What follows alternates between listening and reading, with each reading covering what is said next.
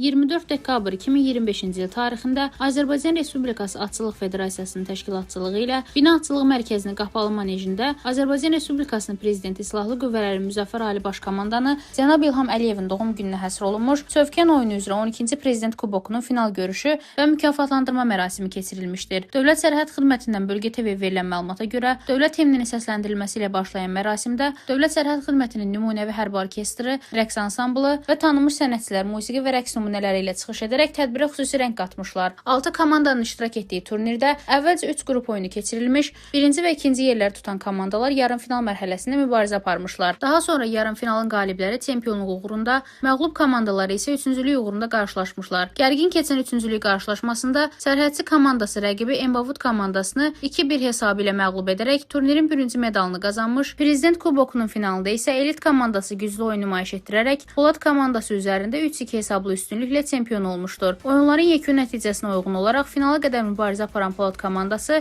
turniri ikinci yerdə başa vurmuşdur. Final görüşünün sonunda keçirilmiş mükafatlandırma mərasimində ilk 3 yeri tutmuş komandalar medal və diplomlarla təltif edilmiş, çempion elit komandasına isə Prezident Kuboku təqdim olunmuşdur. Rəna Rövşən qızı, BTV.